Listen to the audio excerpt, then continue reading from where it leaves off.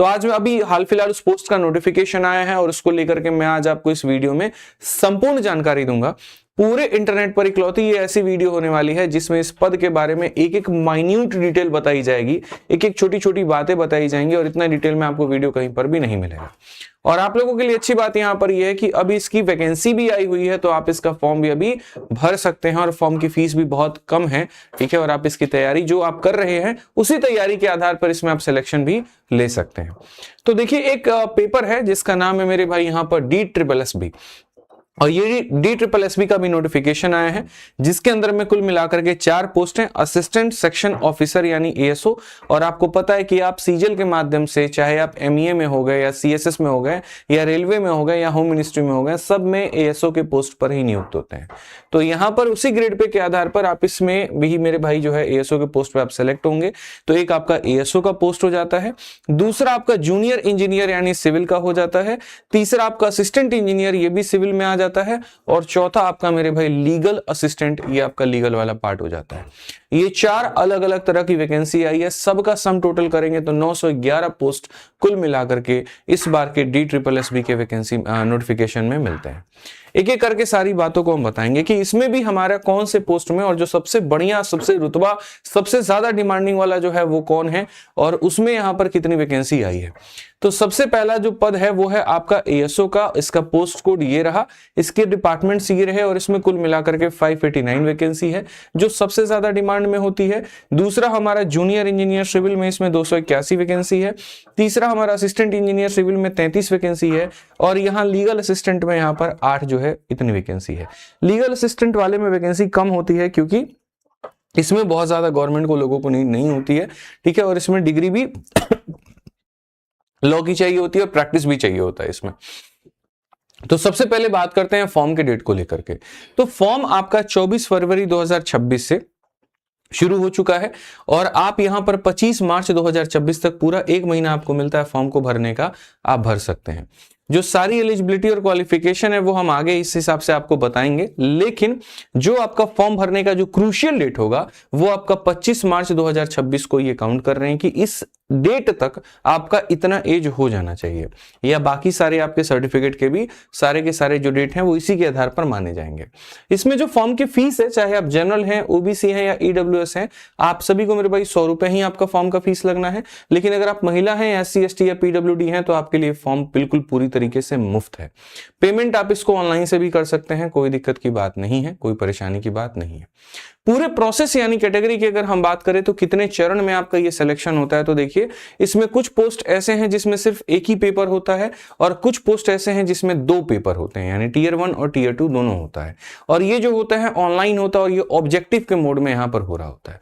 दूसरा अगर हम बात करें यहां पर तो नॉर्मलाइजेशन मेरे भाई, इसके बाद जो होता है वो नॉर्मलाइजेशन होता है अलग अलग शिफ्ट में, ठीक है, आपके मार्क्स के। तीसरा हमारा फिर उसके बाद में डॉक्यूमेंट वेरिफिकेशन होता है। डॉक्यूमेंट वेरिफिकेशन आपको डिपार्टमेंट में जाके नहीं कराना होता, ऑनलाइन आपका लिंक एक्टिवेट होता है, वहां पर आप अपने पोस्ट प्रेफरेंस को भरते हैं, फिर उसके बाद में आप अपना डॉक्यूमेंट वेरिफिकेशन कराते हैं और फिर बाद में आपकी जो मेरिट है वो मेरे भाई यहाँ पर बन जाती है, ठीक है। और मेरिट बनने के बाद में आपका सिलेक्शन हो जाता है। तो सबसे पहले अगर हम बात करें, अच्छा इसमें जो ट्विस्ट है वो क्या है यहां पर समझिएगा। बाकी जितनी भी भर्तियां निकलती हैं तो उनमें जो होता है OBC सेंट्रल लेवल का मांगा जाता है। इसमें यहां पर क्या है कि किसी अन्य राज्य के OBC कैंडिडेट को यहां पर जनरल माना जाएगा और जो OBC दिल्ली वाले हैं मेरे भाई यहां पर उन्हीं को OBC के अंडर में रखा जाएगा, ठीक है। मैं फिर से रिपीट करता हूं आपको, जनरल में सारे के सारे लोग आ जाएंगे, ठीक है। जैसे मान लीजिए कोई व्यक्ति है OBC है लेकिन वो बिहार राज्य से है या सेंट्रल लेवल पर भी बना हुआ है, आसान भाषा में मैं आपको कहूं तो इसमें OBC वही होगा जो दिल्ली का OBC होगा। किसी और राज्य का OBC वाले व्यक्ति को इसमें जनरल मान दिया जाएगा और उसको ना एज रिलैक्सेशन में फायदा होगा ना उसको कट ऑफ में कोई फायदा होगा। लेकिन अगर कोई भी राज्य का SC है या ST है तो वो मेरे भाई यहां पर इसको अप्लाइड माना जाएगा। और ये बात इन्होंने लिखा हुआ है कि रिजर्वेशन सिर्फ OBC दिल्ली वालों को मिलेगा और बाकी SC ST वालों को मिलेगा, इसके अलावा किसी और को नहीं मिलेगा। आउटसाइड दिल्ली वालों की कोई जगह नहीं है। और OBC जो दिल्ली में भी हैं उनके लिए भी जो नॉन क्रीमी लेयर का NCL का जो सर्टिफिकेट का डेट होता है वो 1 अप्रैल 2025 के बाद का होना चाहिए और 25 मार्च 2026 के पहले का होना चाहिए। अगर इस डेट को फॉलो अप नहीं करते हैं तो वहां पर भी आप रिजेक्ट हो जाएंगे। ये एक छोटी सी जानकारी लोगों को पता नहीं होती है और बाद में पता क्या चलता है कि इसमें उनका फॉर्म रिजेक्ट हो जाता है, ठीक है। तो बस ये थोड़ा सा इसका मतलब एक गड़बड़ी वाला मामला है, ठीक, तो आइए चलिए इसके एक एक पोस्ट के बारे में हम लोग जानते हैं कि पहली बात वो पोस्ट क्या है, सैलरी कितनी है, उसका वर्क प्रोफाइल क्या है, उसमें प्रमोशंस के मेरे भाई यहाँ पर क्या चांसेस हैं, उसमें पेपर कितने होंगे, उसमें कट ऑफ कितनी जाती है, उसका सिलेबस क्या होता है, तमाम तरह की सारी बातें। तो हमने 4 पोस्ट के बारे में डिस्कशन किया था। सबसे पहला पोस्ट हमारा आ जाता है एएसओ यानी ग्रेड 2 का। इसका पोस्ट का कोड है 804/26। बोलोगे पोस्ट कोड आप क्यों बता रहे हैं? जब आप फॉर्म भरेंगे और पोस्ट प्रेफरेंस डालेंगे तो वहां पर आपको यही वाला पोस्ट कोड सेलेक्ट करना है। इसमें टोटल 589 हमारे पास में सीट है और इसमें जो डिपार्टमेंट आती है वो आपका आ जाता है डीपीसीसी डीयूएसआईबी। ठीक है, इसका जो पे लेवल है वो 7 है और इसकी जो सैलरी है वो 45,000 से 1,50,000 तक जा सकती है। यानी जब आप ज्वाइन करेंगे तो इन हैंड सैलरी जो आपके हाथ में मिलेगी वो लगभग 80,000 के करीब में मिलने वाली है। क्वालिफिकेशन इसमें क्या चाहिए? तो भैया बैचलर डिग्री चाहिए किसी भी रिकॉग्नाइज्ड यूनिवर्सिटी से। इसमें कहीं पर कोई यहाँ पर जो है वो दिक्कत नहीं है। नोट मेक है कि डीपीसीसी या डीयूएसआईबी में बेसिक कंप्यूटर नॉलेज चाहिए। ठीक है, जो कि आप सीजल की तैयारी करते वक्त में आपको ये नॉलेज चाहिए होता है। एज की लिमिट वही है 21 से लेकर के 30 साल तक और यहां पर जो है डीपीसीसी डीयूएसआईबी मैक्सिमम 30 साल तक। सबसे ज्यादा डिमांड वाली पोस्ट है और ग्रेजुएशन वालों के लिए गोल्डन चांस है। अब मैं आपको थोड़ा सा इसके वर्क प्रोफाइल के बारे में बताता हूं कि इसका असली जो काम होता है वो क्या होता है। देखो, इनका जो असली काम होता है ना वो यहां पर अपने ऑफिस में, ये कोई ऐसा जॉब नहीं है कि तुम जाकर के ग्राउंड पर काम करोगे, नहीं। मतलब एसी वाले ऑफिस में आराम से आपको बैठना है, 9 से 5 की आपकी ड्यूटी है। सैटरडे संडे आपका ऑफ रहता है। ठीक है, वहां पर कोई काम नहीं होता और जो आप काम करने जाते हैं मंडे टू फ्राइडे उसमें आपको पॉलिसी की ड्राफ्टिंग करनी होती है, फाइल नोट करना होता है, आरटीआई के रिप्लाई दूसरों को देने होते हैं। जो आरटीआई का रिप्लाई आप डालते हैं ना तो वो यही लोग रिप्लाई फाइल करते हैं आपका। ठीक है, पब्लिक के ग्रीवांसेस जितने भी होते हैं उनको हैंडल करना होता है। पब्लिक ने क्या कंप्लेन किया फिर उसको अलग अलग डिपार्टमेंट तक पहुंचाना। ठीक है, और इसमें कुछ लोग ऐसे भी होते हैं जो बड़े बड़े आईएएस ऑफिसर्स या मिनिस्टर्स को भी असिस्ट करते हैं। तो इसीलिए ऐसा कहा जाता है यहां पर कि तुम्हारे डायरेक्ट लिंक बन जाते हैं और डायरेक्ट लिंक बन जाते हैं बड़े बड़े लोगों से एक ही बार में बन जाते हैं। तो अच्छा पैसा भी आप कमा लेते हो और अच्छा पावर भी आप कमा लेते हो। ठीक है, इसमें यह भी होता है कि हेडेक वाली कोई बहुत भड़क नहीं रहती है और चूंकि दिल्ली में परमानेंट इसकी पोस्टिंग होती है, DSSB के जितने भी पद हैं सबकी पोस्टिंग परमानेंट आपको दिल्ली में ही मिलेगी। तो अक्सर आपने देखा होगा यहां पर सीजल की नौकरी में ज्यादातर लोग किसके लिए चूज करते हैं? दिल्ली मिल जाए, दिल्ली मिल जाए, दिल्ली मिल जाए। और इसके तो पूरे के पूरे 981 जितने वैकेंसीज हैं सारे के सारे दिल्ली में ही मिलेंगे। मंत्रालय भी अच्छी मिलेगी, सैटरडे संडे का ऑफ भी रहेगा, पैसा सीजल वालों के बराबर में, पावर इतना तगड़ा कि भैया हर डिपार्टमेंट में तुम्हारा लिंक हो जाएगा और किसी भी डिपार्टमेंट में कोई भी काम नहीं रुकेगा। आप चाहे जल विभाग में हैं या बिजली विभाग में हैं या हेल्थ डिपार्टमेंट में हैं, आप किसी भी विभाग में आपका तगड़ा लिंक होगा और आपका कोई भी काम नहीं रुकेगा। ये इस DSSB पोस्ट की सबसे बड़ी खासियत होती है। ठीक है, तो ये हमने एएसओ के बारे में समझा। अब जब इतनी बढ़िया खासियत होती है तो कितने चरण में इसकी परीक्षा होती है? तो इसकी जो परीक्षा होती है वो 2 चरण में होती है। जो पहला Tier 1 होता है बच्चे वो क्वालिफाइंग होता है, 2 घंटे का वो पेपर होता है और वहीं आपका 4 सब्जेक्ट जो आपको सीजल में पढ़ना है, मैथ हो गया, रीजनिंग हो गया, इंग्लिश हो गया, जीए हो गया, बस एक और सब्जेक्ट आपका और जुड़ जाएगा और वो हो जाएगा आपका हिंदी। चूंकि 5 विषय हैं आपके, हर विषय के मेरे भाई 40 क्वेश्चन हो गए तो आपके 200 सवालों का पेपर बनता है। और कितने घंटे आपको मतलब यहां पर जो है समय कितना मिलता है? तो 2 घंटा। और कितने नंबर का हो गया? तो मेरे भाई 200 नंबर, 200 सवाल, 200 नंबर और ये क्वालिफाइंग है। इसमें ये भी नहीं है कि तुमको बहुत ज्यादा नंबर स्कोर करना है, नहीं, बिल्कुल नहीं। आप आराम से इसको क्वालिफाई करिए। जो मेरिट बनती है वो आपके मेंस के पेपर पे एकदम सीजल के पैटर्न के आधार पे कि भैया इसको क्वालिफाई करना है, मेरिट यहां बनना है। अब मेरिट की अगर हम बात करें, अच्छा इसमें कोई सोचेगा कि हिंदी छोड़ देंगे, ऐसा नहीं होगा, सेक्शनल कट ऑफ भी है। ठीक है, फाइनल जो मेरिट बनती है, मतलब Tier 2 जो होता है वो 3 घंटे का आपका पूरा एक सेशन होता है लगातार एक में, जिसमें पार्ट 1 जो होगा उसमें आपका GA, reasoning, math, English, computer, same CGL के मेंस का आपका सिलेबस आ गया। और पार्ट 2 जो होता है वो डिस्क्रिप्टिव होता है। किसी जमाने में एसएससी में डिस्क्रिप्टिव का पेपर हुआ करता था, उसमें एक ऐसे लिखना था, एक लेटर या प्रसी में से कोई एक चूज करना होता था। तो यहां पर भी वही है, ऐसे 50 नंबर का है, लेटर 25 नंबर का है और प्रसी 25 नंबर का है। ऐसे भी लिखना है, लेटर भी लिखना है, प्रसी भी लिखना है और ये इंग्लिश में लिखना है। इसकी तैयारी कैसे कर सकते हो? तो YouTube पर ही मेरे भाई काफी लोगों ने इसके बारे में वीडियो बना रखी है, ऐसे कैसे लिखे, प्रेसी कैसे लिखे, लेटर कैसे लिखे, तो आप वहां से देख सकते हो। यानी एक एक सवाल तीनों के आते हैं और ये खंड वाले बॉक्स में लिखना होता है और कुल मिलाकर के ये 100 नंबर का होता है। तो 200 नंबर का ये पेपर, 100 नंबर का ये पेपर, 300 नंबर का हो गया और 300 नंबर का हो गया तो मेरिट आपकी इसके आधार पर बनती है। बोलोगे ये ऐसे प्रेसी और लेटर की आवश्यकता क्या है? देखो, हमारे एजुकेशन सिस्टम का हाल ऐसा है और हमारे एग्जाम सिस्टम का भी हाल ऐसा है कि जो नौकरी के लिए चाहिए उसको छोड़ करके सब करवा लेंगे वो। अब एक बात बताओ, जो व्यक्ति को पॉलिसी मेकिंग के लिए आप यूज कर रहे हो, जो व्यक्ति को मेरे भाई आप ड्राफ्टिंग के लिए आप इस्तेमाल कर रहे हो, जिसका काम है मेल करना, जिसका काम है आरटीआई रिप्लाई करना, उसको लिखने तक नहीं है, उसको शब्दों का चयन करने नहीं है, उसको अपने विचार व्यक्त करने नहीं है, तो वो कैसे काम करेगा? तो सीजीएल में पहले ये चीज थी वहां पे, लेकिन उसको हटा दिया गया। बट चलो अच्छी बात है, गनीमत है कि DSSS में ये चीज है और इसके आधार पर होता है। इसमें लेकिन थोड़ा सा किस्मत का भी बहुत बड़ा फैक्टर हो जाता है।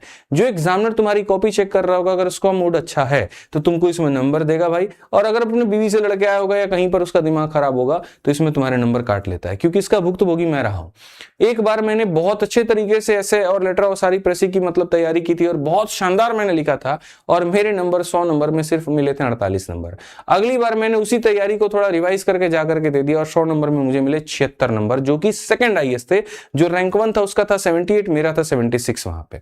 तो ये हमारा वो दिन कैसा है या एग्जामिनर किसके हाथ में कॉपी गई है ये कैसा है, तो इसके ऊपर में भी डिपेंड कर जाता है। तो ये एक थोड़ा सा लक फैक्टर भी हो जाता है, इसलिए कोशिश करो इसमें से ज्यादा स्कोर करने की। तो ये सबसे चहीता पोस्ट है, इसमें यहां पर आपको पढ़ना होता है। सिलेबस आपका वही है जो आपके सीजीएल का है और नेगेटिव मार्किंग का चक्कर भी मेरे भाई यहां पर वही है। क्योंकि जाहिर सी बात है, एक सवाल 1 नंबर का है तो नेगेटिव मार्किंग 1/4 होगा आपका। ठीक है, 40-40 हर किसी के सवाल पूछे जाने हैं, तो सिलेबस वही जो आपका मेरे भाई यहां पर एकदम सीजीएल वाला हो जाता है पूरा बढ़िया तरीके से। ठीक है, अब आ जाते हैं हम बाकी अपने 2 पदों के और के ऊपर में, जो कि एक जेई है और एक एई है, और ये दोनों का दोनों किस में है, तो सिविल में है। नाम सिविल से ही आपको समझ में आ जाना चाहिए कि इंजीनियरिंग वाले पद है। इसमें इसका जो मेरे भाई पोस्ट कोड है वो 803/26 है, कुल मिलाकर के 281 है। दिल्ली जल बोर्ड में मेरे भाई 180 है और एनडीएमसी यहां पर जो है उसमें 101 है। एनडीएमसी बड़ा खतरनाक मेरे भाई विभाग है, खतरनाक मतलब खूंखार नहीं, जबरदस्त पावर वाला, पैसे वाला, लिंक वाला। ठीक है, लुटियंस दिल्ली जो एक ऐसा भाग है जो सबसे ज्यादा सेंसिटिव कह लीजिए, सबसे ज्यादा पॉश कह लीजिए, जहां राष्ट्रपति रहते हैं, आपके प्राइम मिनिस्टर रहते हैं। ठीक है, जहां आपका संसद है, जहां राष्ट्रपति भवन है, उस क्षेत्र में कहां पर पानी कैसे जाना है, ठीक है, कहां पर नाला लगना है, कहां पर नाला खोदना है, कहां पर रोड बनने, मतलब ये पूरा जो आता है ना प्लानिंग का सारा वो एनडीएमसी के अंडर में ही आ रहा होता है। और भारत की राजधानी आपके अपने दिल्ली का सबसे प्रमुख भाग वो आपके अपने अंडर में होता है और काफी लोगों की एक टीम होती है जो मिलकर के काम कर रही होती है और ये आपका सौभाग्य होता है कि आप उस टीम के साथ में होते हैं। क्वालिफिकेशन इसमें क्या चाहिए, तो आपको डिग्री चाहिए सिविल में या डिप्लोमा चाहिए प्लस 2 साल का एक्सपीरियंस चाहिए। और अगर हम बात करिए, दिल्ली जल बोर्ड वालों ने कहा है कि भैया हमको जो है सिविल इंजीनियरिंग में डिग्री चाहिए या फिर डिप्लोमा के साथ साथ 2 साल का एक्सपीरियंस चाहिए। और एनडीएमसी वालों का है कि 3 साल का diploma in civil, freshers allowed है यहाँ पर। ठीक है, इसके अलावा अगर हम बात करें यहाँ तो एज जो है मैक्सिमम 30 साल और एनडीएमसी में 18 से लेकर के 32 साल तक। ये आपका हो गया पूरा तरीके से जूनियर इंजीनियर का, और ये हो गया असिस्टेंट इंजीनियर का।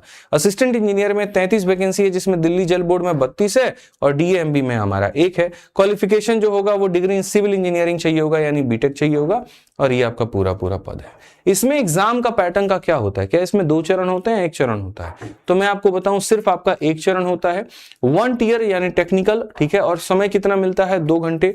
कितने नंबर का पेपर होता है, 200 नंबर का पेपर होता है। इसमें आपका सेक्शन ए हो गया, जिसमें फिर से वही 5 सब्जेक्ट हो गए आपके। हर एक सवाल मतलब यहाँ पर इसमें 20 क्वेश्चन आता है, तो 20 × 5 यानी 100 सवाल, और 100 सवाल बच्चे कितने नंबर का, 100 नंबर का।